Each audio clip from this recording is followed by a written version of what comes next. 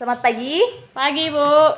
Masih sehat ya semua pagi hari ini? Sehat, Bu. Baiklah, sebelum kita memulai pembelajaran kita, ada baiknya kita berdoa menurut agama dan kepercayaan kita masing-masing. Berdoa dimulai. Berdoa selesai. Baiklah, perkenalkan, nama saya Kristina Waruwu. Di sini saya akan menjelaskan materi mengenai laporan keuangan neraca. Sebelum saya melanjutkan pembelajaran kita, baik bagi sekretaris ataupun komisarisnya nanti, tolong ya konfirmasi siapa yang hadir dan tidak hadir pada hari ini. Ya, Bu. Oke, kita lanjut mengenai laporan keuangan neraca. Dalam laporan keuangan, neraca adalah salah satu yang terpenting untuk perusahaan dalam bidang akuntansi dan manajemen. Membuat laporan keuangan merupakan hal yang umum. Namun, sebelum memahami lebih dalam tentang bagaimana membaca laporan keuangan, ada baiknya Anda mengenal apa saja laporan keuangan neraca untuk perusahaan dan cara pembuatannya. Laporan keuangan merupakan informasi mengenai kondisi keuangan suatu perusahaan yang bisa digunakan untuk melihat kinerja dari perusahaan tersebut. Salah satunya adalah neraca. Jadi, apa sih yang dimaksud dengan neraca? Yaitu, neraca merupakan laporan keuangan yang di dalamnya terdapat informasi terkait akun-akun aktiva, modal, serta kewajiban perusahaan pada satu periode tertentu.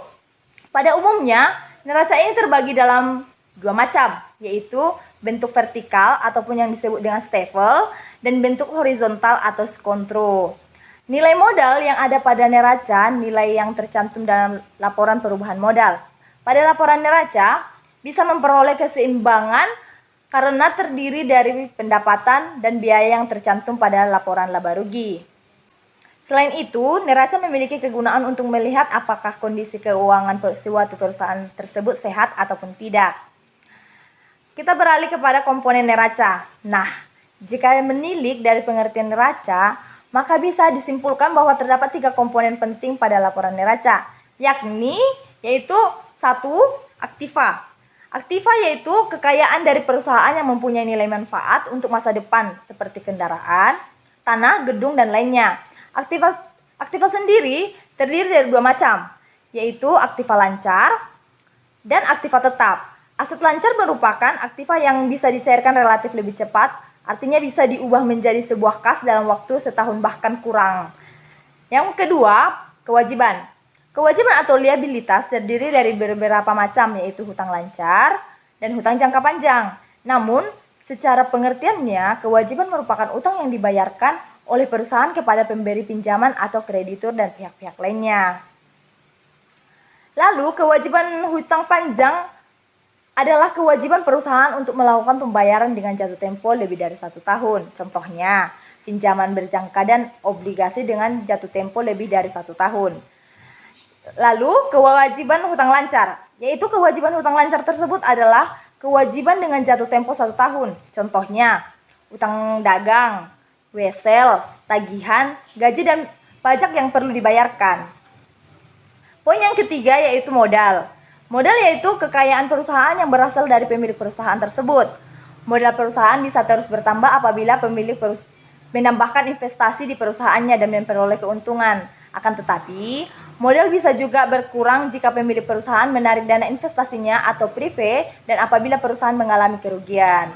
Letak prive pada laporan neraca perusahaan dicantumkan di bagian ekuiditas atau modal dengan mengurangi saldo modal. Kemudian pada bagian modal terdapat 2 komponen di dalamnya, yaitu saham disetor dan laba ditahan. Yaitu saham disetor yang dimaksudnya di sini yaitu jumlah kas yang diserahkan oleh pemegang saham atau stakeholder kepada perusahaan dari dana saham tersebut nantinya akan dijadikan untuk berbagai kebutuhan perusahaan, misalnya membeli aset atau untuk modal kerja. Dan yang kedua, laba ditahan tersebut. Laba ditahan tersebut artinya laba ditahan perusahaan yang tidak di-share atau dibagikan kepada para pemegang saham. Laba ditahan ini akan terus-menerus terakumulasi dari waktu ke waktu saat pembagian keuntungan perusahaan tidak seluruhnya dibagikan sebagai bentuk dividen. Bentuk laporan neraca.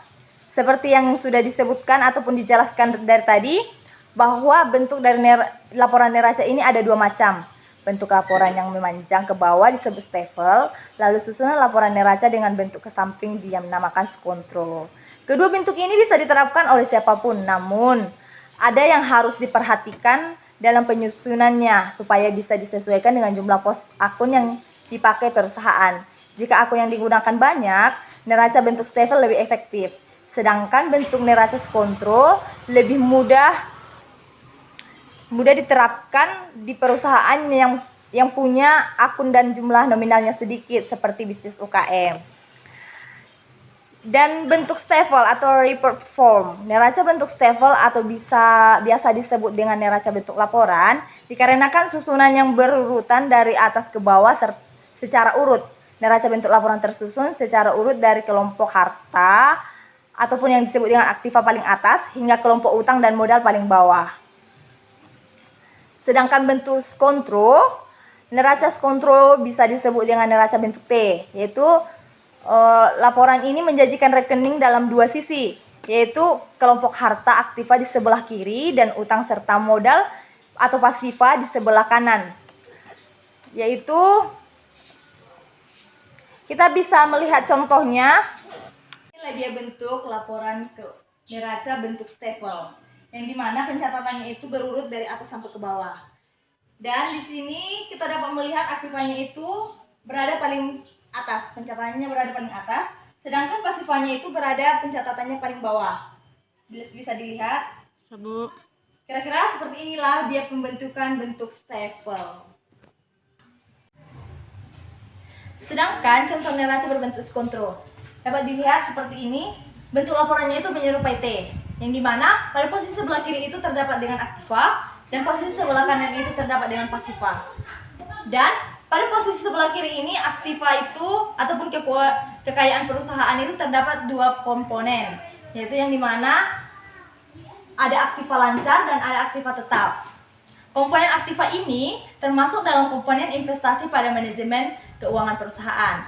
Sedangkan pada posisi sebelah kanan terdapat dengan pasifanya, yang dimana terdiri dari kewajiban utang ataupun modal ekuiditas perusahaan. Keduanya merupakan sumber dana bagi perusahaan di dalam manajemen keuangan. Begitulah contoh neraca berbentuk stafel dan berbentuk skontro. Saya harap semua dapat memahaminya. Kita beralih pada cara pembuatan laporan neraca perusahaan, yang dimana langkah-langkah dalam pembuatan neraca akan ditemukan banyak angka-angka untuk diinput ke dalam pos-pos kerangka neraca. Angka-angka tersebut merupakan nilai transaksi atau nilai dari kegiatan perekonomian perusahaan. Untuk prosesnya akan melalui beberapa tahap. Terdapat 4 tahap, yaitu yang pertama, menyusun jurnal neraca. Tahap yang kedua, mempostingnya ke dalam buku besar.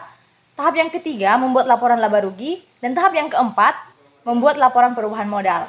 Setelah menyelesaikan 4 tahap tersebut, barulah bisa memulai membuat laporan neraca. Dalam menentukan angkanya, Anda mengutipnya dari buku besar, kemudian menyusun laba rugi dan perusahaan modal dahulu. Ini supaya dapat diketahui laba yang diperoleh dan laba tersebut nantinya akan dimasukkan sebagai modal pemilik pada laporan neraca tersebut. Berhubung waktu kita sudah habis, perjumpaan kita cukupkan untuk hari ini saja. Alangkah baiknya untuk mengambil hikmah, marilah kita berdoa menurut agama dan kepercayaan kita masing-masing. Berdoa dimulai. Doa selesai. Terima kasih, sampai jumpa di hari berikutnya.